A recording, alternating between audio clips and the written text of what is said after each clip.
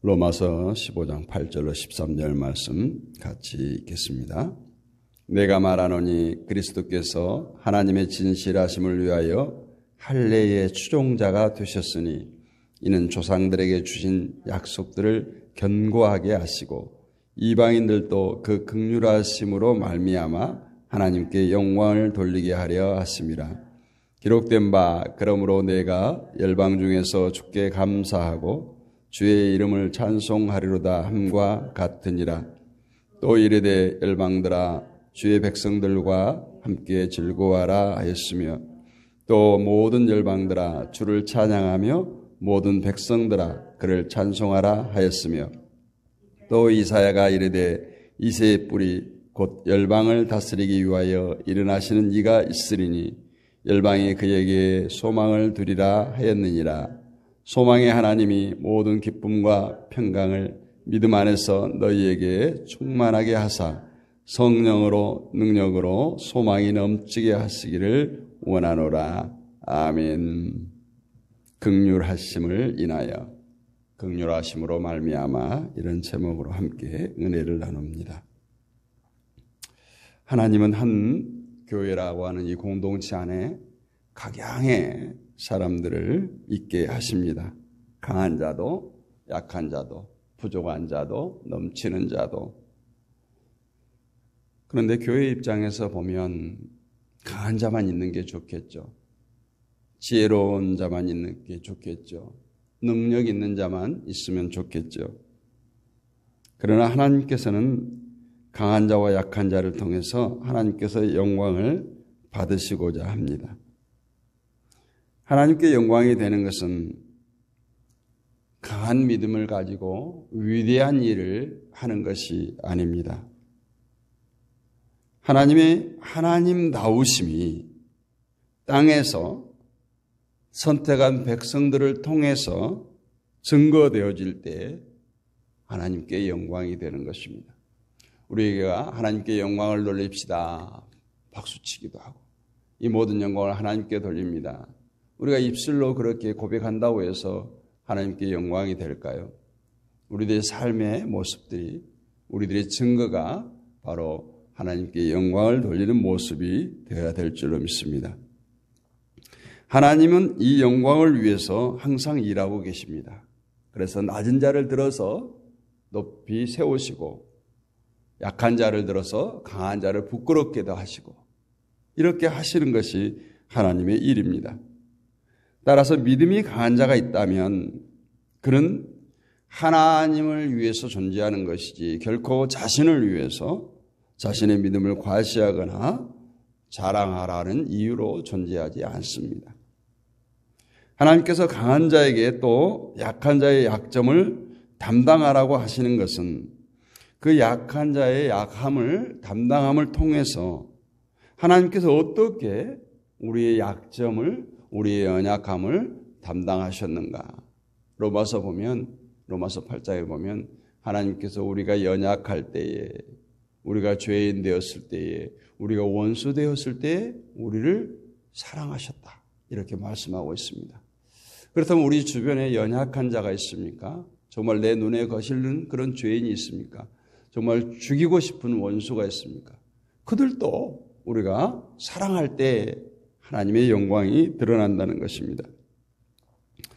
우리가 누군가의 약점을 담당하고 도와준다고 생각할 때 한 가지 간과해야 될 것은 뭐냐? 내가 그 사람을 도움으로 그 사람이 위대해지거나 그 사람의 믿음이 엄청나게 강해진다거나 이런 내가 도우면서 어떤 조건을 찾지 말라는 거예요. 그것이 하나님께 영광이에요.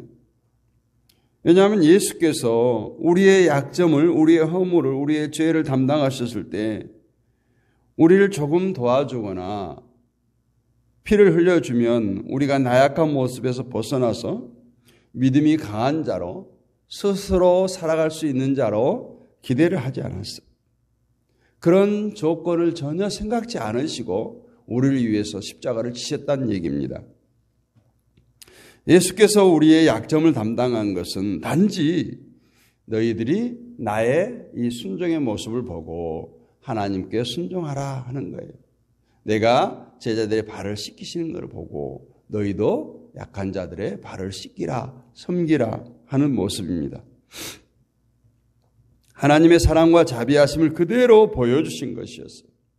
보여주셨다는 것은 본보기가 됐다는 건데 하나님의 사랑과 자비하심이 조건이 없이 우리를 예수님을 통해서 우리를 도와주셨다면 또 우리의 믿음이 달라진 것이 조건이었다면 예수님께서 우리를 도와주시지 않았을 거예요. 오직 하나님의 뜻을 이루기 위해서 우리를 도우셨습니다. 그렇다면 믿음이 강한 자가 약한 자의 약점을 담당하는 것도 마찬가지겠죠. 내가 도와줘서 저 사람의 믿음이 굉장히 청출어람이라는 말을 쓰는데 나보다 더 믿음이 강한 자로 서거나 연약한 자가 강한 자가 되거나 이것은 자기의 영광을 생각하는 것이지 전혀 하나님의 영광을 생각하는 것이 못 된다라는 것입니다. 하나님의 영광을 생각한다면 내가 입은 사랑과 자비하심으로 오직 그 사람에게 흘려보내는 거예요. 우리는 흘려보낸다는 말을 참 많이 쓰죠.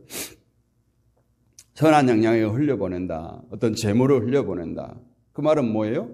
나에게 그것들이 머물지 않는다는 거예요. 그대로 흘려보낸다는 거예요. 좋은 것들을. 이런 이유로 하나님은 믿음이 강한 자를 약한 자에게 인도하는 거예요. 만나게 하시는 거예요. 주변에 약한 자들을 많이 두신 거예요. 오늘 본문을 보면 구약의 구절들을 많이 이용하고 있습니다. 그 이야기가 뭔가 하면 예수께서 오심은 하나님께서 이미 약속하신 것에 대한 성취고 이방인 역시 하나님의 긍휼하심으로 말미암아 하나님의 구원에 참여하는 바가 될 것이다 라는 내용입니다. 이렇게 말씀하심으로써 강한 자가 약한 자의 약점을 담당하는 것에 대해서 다시 한번 말씀하고 있는 것이죠. 하나님 앞에 설 때 이스라엘 백성이나 이방인이나 다 동일해요. 이스라엘은 비록 하나님의 말씀을 받은 민족이라고 하지만 그들 역시 말씀으로 완벽하지 않아요. 그 말씀을 다 지킬 수가 없었죠. 실패자였어요. 결국 하나님 앞에 서면 이방인과 동일한 운명에 처해 있다라고 볼 수 있습니다. 따라서 그러한 그들이 구원을 얻는다는 것은 그들의 노력이나 힘이 아니라 오직 하나님의 긍휼밖에 없다라는 것입니다. 그리고 하나님의 긍휼 앞에서는 이스라엘이든 이방이든 동일할 수밖에 없는 것입니다. 그래서 하나님은 누구에게든지 긍휼과 자비하심으로 찾아오십니다. 누군가의 조건을 보시거나 혈통을 보거나 그 민족성을 보고 선택한 것이 아니라는 것이. 만약에 그러한 것을 본다면 우리 인간들을 찾아오시지 않겠죠. 너는 이래서 안 돼. 너는 저래서 안 돼. 왜냐하면 우리는 죄악 가운데 있는 인생들이기 때문에 그렇습니다. 하나님께서 일한 것을 보시면 우리의 어떤 인간의 공로를 보시고 찾아오신다면 우리의 열심히 하나님의 영광이 될 만한 업적을 쌓아야 되겠죠. 하나님께서 원하는 그 수준에 도달할 수 있는 업적을 쌓아야 되겠죠. 그러나 우리의 공로를 전혀 보지 않으시고 그 무엇도 조건 삼지 않으시고 다만 하나님의 긍휼과 자비하심으로 오셨다면 그 긍휼과 자비하심을 증거하는 것이 바로 하나님께 영광이 될 줄로 믿습니다. 그것이 바로 연약한 자의 약점을 담당하는 것으로 증거된다 하는 것이 로마서 15장의 말씀들이죠. 우리가 지난 시간에 말씀을 나눈 대로 누군가 조건이나 가치나 자격이나 가능성을 보지 않고 다만 나에게 담긴 하나님의 긍휼과 자비하심으로 다가갈 때 그리고 부족함이 있고 약점이 있으면 그것을 내가 짊어지고 내가 돕고 담당하고자 할 때 그것으로 하나님께서 우리에게 어떻게 다가오셨는가, 하나님께서 나에게 어떤 긍휼을 베푸셨는가를 깨닫게 되고 증거하게 되는 것입니다. 따라서 믿음이 강한 자가 약한 자는 결코 어떤 차이가 아니에요. 어떤 구분이 아닙니다. 다만 믿음이 강한 자가 알게 된 것은 나는 하나님의 긍휼과 자비하심을 나누는 관계다라는 것이죠. 그러나 만약 저 사람이 내가 도와줘야 할 가치가 있는가? 내가 왜 저 사람을 도와줘야 되지? 이걸 따지게 되면 그것은 자신 스스로 하나님의 긍휼과 자비하심을 입은 사람으로 하나님의 사랑으로 살고 있음을 부인하는 것에 지나지 않는다는 거예요. 오늘 8절 9절 말씀을 보면 내가 말하노니 그리스도께서 하나님의 진실하심을 위하여 할례의 추정자가 되셨으니 이는 조상들에게 주신 약속을 견고하게 하시고 이방인들도 그 긍휼하심으로 말미암아 하나님께 영광을 돌리게 하려 하심이라. 기록된 바 그러므로 내가 열방 중에서 주께 감사하고 주의 이름을 찬송하리로다 함과 같으니라. 예수님께서 할례의 수종자가 되었다. 할례의 수종자가 되었다. 그리스도께서 하나님의 약속의 신실하심을 드러내기 위해서 할례 받은 자들의 종이 되셨다라는 뜻이에요. 다시 말하면 할례 받은 자들을 섬김으로 오셨다. 섬기기 위해서 오셨다라는 말씀입니다. 이 섬김으로 이방인들에게도 구원의 혜택이 주어진 것입니다. 따라서 우리가 로마서 서두에서 할례 받은 자와 비할례자들, 할례자나 무할례자나 이것들을 많이 다루었는데 이방인에게 하나님께 영광을 돌리려거든 하나님의 긍휼하심을 인하여 영광을 돌리라는 거예요. 하나님의 긍휼하심을 인하여 영광을 돌리라. 하나님은 우리가 원한다고 예수 그리스도를 우리에게 보내신 것이 아니에요. 내가 원합니다. 여기도 예수님 보내주세요. 여기도 내가 원합니다. 예수님 보내주세요. 이것이 아니에요. 세상은 어찌 보면 하나님의 도우심을 거부하고 살았어요. 거절했어요. 하나님의 은혜 아래 있는 것을 원치 않았어요. 에덴 동산에서부터 그랬고 유대인들이 그랬고 또 예수님께서 정말 이 땅에 오셨을 때도 그랬습니다. 단지 예수님의 그 기적과 이사, 기사와 이적 또는 병고침 또 육신의 배를 불려주는 이것들로 인해서 많은 무리들이 따라다녔지 정말 예수님이 메시아 되심을 알고 예수님이 구원자 되심을 안다면 정말 골고다를 향해서 올라갈 때 그렇게 따라야 되는 거죠. 근데 골고다에 오를 때 진정 이제 그 뜻을 이루기 위해서 십자가를 지시기 위해서 골고다를 오를 때는 모두가 다 떠나갔어요. 구경꾼들이 있었을 뿐이죠. 제자들도 다 떠나가고 그 많은 무리들이 허다한 무리들이 예수님 곁에 없었다는 거예요. 이처럼 많은 사람들을 원해서 보내신 것이 아니라 이것은 하나님의 뜻을 위해서 그럼에도 불구하고 하나님은 예수님을 보내셨어요. 우리의 어떤 조건도 보지 않으시고 하나님은 하나님의 일을 하신 것입니다. 그것이 바로 긍휼과 자비죠. 하나님이 그리스도를 보내실 때 세상이 어떻게 하나 보자 이런 입장이 아니었던 거예요. 하나님은 예수님을 죽일 것을 아셨어요. 그럼에도 그리스도를 보내신 것은 처음부터 끝까지 우리 인간들의 조건이나 행함이나 반응을 보지 않고 오직 하나님의 계획에 따라 하나님의 일을 하신 것입니다. 오늘 12절에 보면 또 이사야가 이르되 이새의 뿌리 곧 열방을 다스리기 위하여 일하시는 이가 있으리니 열방이 그에게 소망을 두리라 하였느니라. 그리스도가 오심은 이새의 뿌리에서 열방을 다스리는 자가 일어날 것이라. 이 약속의 성취다. 이렇게 말씀하고 있습니다. 그러나 과연 인간에게 하나님이 약속대로 이루어줄 만한 가치가 있는가를 생각해 보면 전혀 그렇지는 않습니다.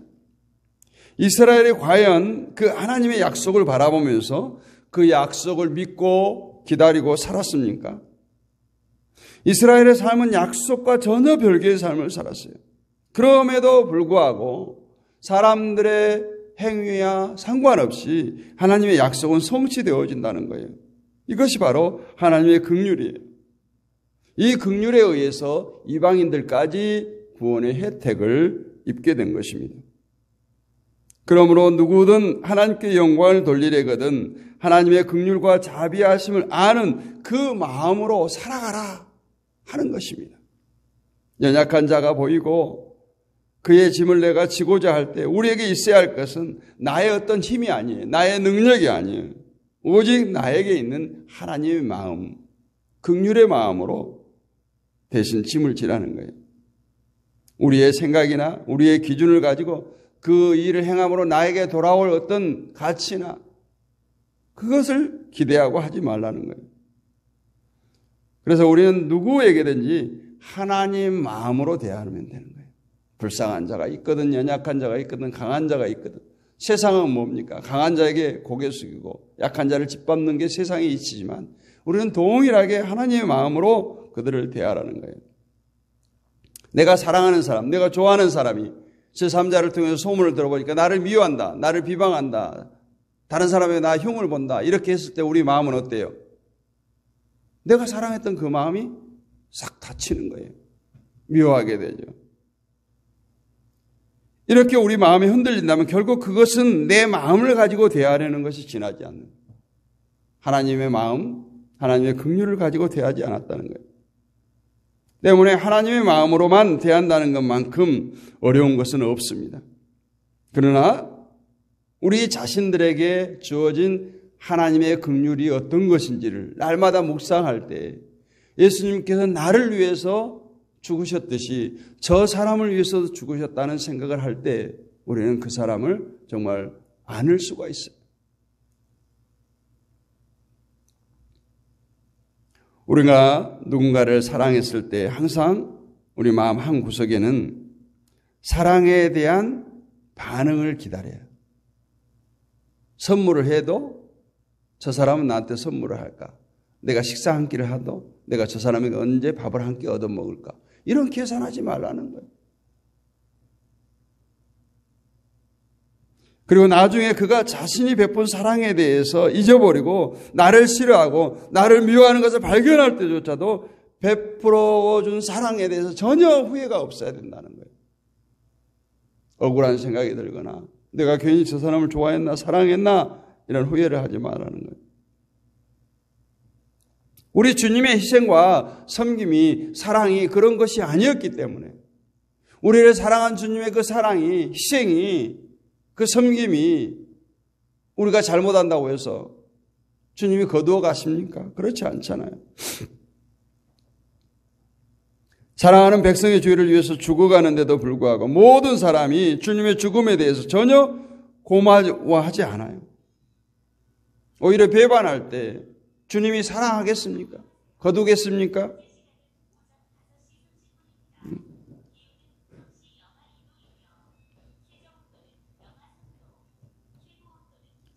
그래서 성도는 어찌하든지 하나님의 긍휼하심으로 하나님의 자비하심으로 사람을 대해야 된다. 특히 우리 교회라고 하는 공동체 안에서 또 세상 가운데 이웃에게 회사의 동료 가운데 만나는 사람들 가운데 그것을 증거할 때 예수님의 마음으로 대할 때 그것이 바로 하나님의 사랑과 긍휼하심을 증거하는 삶이고 그것이 바로 하나님께 영광을 돌리는 삶입니다. 성도는 돕고 또 내가 또 도움을 받는 자로 만납니다. 이러한 관계에서 배우는 것은 바로 그리스도의 희생과 섬김이에요. 저 사람이 전혀 나에게 도움을 줄지 않을 것 같은 사람이었는데 나를 도와준다, 나를 사랑한다, 나를 위로해준다 할 때 그것은 그 사람의 인격이 아니라 그 사람의 마음속에 있는 하나님의 긍휼이 나를 그렇게 돕도록 나를 세워가도록 하신 것입니다. 하나님의 긍휼과 자비가 어떤 것인가를 알 때 우리는 아무런 조건 보지 않고 사랑하게 되고 섬기게 되고 나누게 될 줄로 믿습니다. 이처럼 하나님의 은혜의 긍휼을 입은 자로서 공동체의 관계 속에서 하나님이 기뻐하실 믿음의 열매를 많이 맺어갈 수 있는 저와 여러분이 되시기를 주님의 이름으로 축복합니다. 거룩하신 아버지 하나님 은혜를 감사합니다. 우리는 하나님의 긍휼하심으로 말미암아 정말 죄악으로 죽을 수밖에 없는 우리 인생들이 하나님의 구원받은 백성들이 되었습니다. 이 새벽에도 하나님의 아버지라고 부를 수 있는 자녀의 특권을 주셨습니다. 이 시간에도 부르짖어 간구할 때 주여 우리의 소원을 들으시고 응답하여 주시옵소서. 아버지 하나님, 우리의 삶의 여정 가운데 친히 하나님께서 간섭하여 주시고 날마다 우리의 앞길을 열어주시고 인도하여 주셔서 하나님의 백성들이 이 세상을 살아갈 때 비틀거리지 않도록 넘어지지 않도록 주의 강한 팔로 붙들어 주시옵소서. 행여라도 우리의 삶의 모습들을 통해서 우리들의 삶의 현장에서 하나님의 영광 가려운 일 없도록 날마다 주여 붙들어 주시고 하나님의 능력이 우리 가운데 가득 차고 넘치게 하여 주셔서 날마다 우리들의 모습을 통해서 언행 심사를 통해서 하나님의 영광만 드러나게 하여 주시옵소서. 이 새벽에도 깨어 기도하는 주의 백성들 가운데 함께하여 주옵소서. 믿사옵고 우리 주 예수 그리스도의 이름으로 감사하고 기도하옵나이다. 아멘. 하늘에 계신 우리 아버지의 이름을 거룩하게 하시며 아버지의 나라가 오게 하시며 아버지의 뜻이 하늘에서와 같이 땅에서도 이루어지게 하소서. 오늘 우리에게 일용할 양식을 주시고 우리가 우리에게 잘못한 사람을 용서해 준 것 같이 우리 죄를 용서해 주시고 우리를 시험에 빠지지 않게 하시고 악에서 구하소서. 나라와 권능과 영광이 영원히 아버지의 것입니다. 아멘.